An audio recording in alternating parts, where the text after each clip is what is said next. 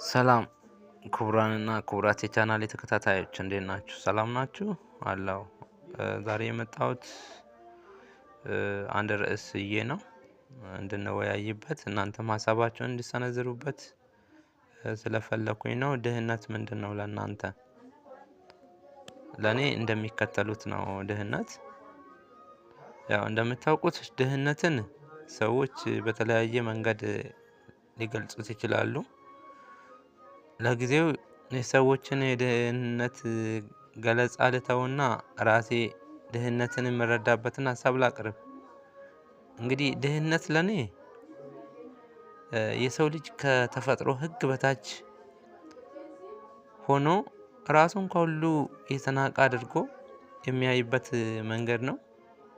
ያው ድሆች እንደምታውቁት ራሳቸውን በጣም ይንቃሉ። የተናኩ ነኝ፣ የተጣልኩ ነኝ፣ የተዋረድኩ ነኝ ነው የሚሉት። ምክንያቱም ከሀብታሞች በሚመጣባቸው ጫና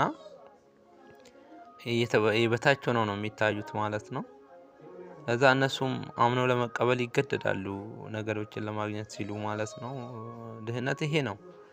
ሌላው የድህነት አስከፊውና አስጠሊ ሁኔታ ብዙ እውቀት እያለክ ብዙ ትምህርት እያለክ ብዙ ነገር እያወቅክ እንዳላዋቂ እንድትቆጠር ያደርግሃል።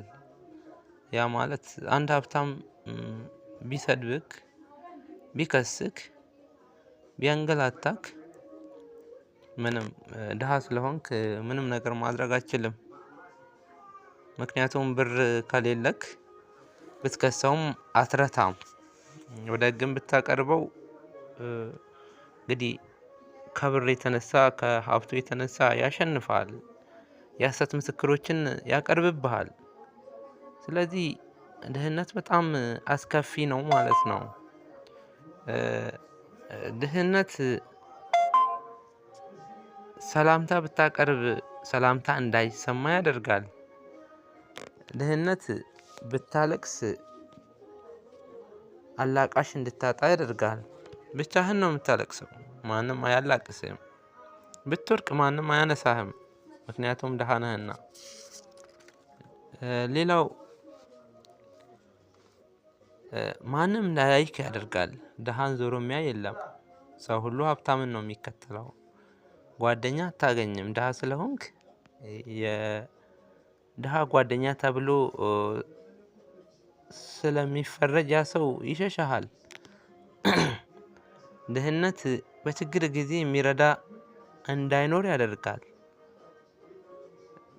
ድህነት ከሁሉም በጣም አስከፊው ገጽታው እንድትለምን ያደርግሃል።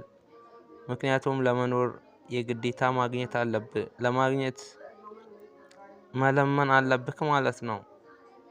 ድሃ ከሆንክ፣ ካልሰራክ። ሌላው ማግኘት ያለብህን እንዳታገኝ ያደርጋል ድህነት።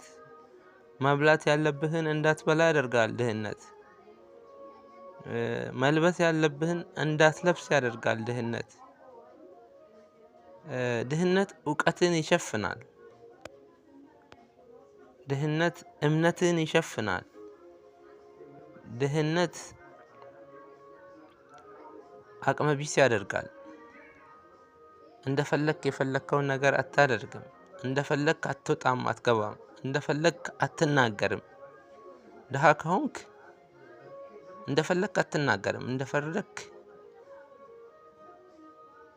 ሁሉን ነገር የማድረግ መብት አይኖርህም። ስለዚህ የድህነት አስከፊው ገጽታ እነዚህንና የመሳሰሉት ናቸው።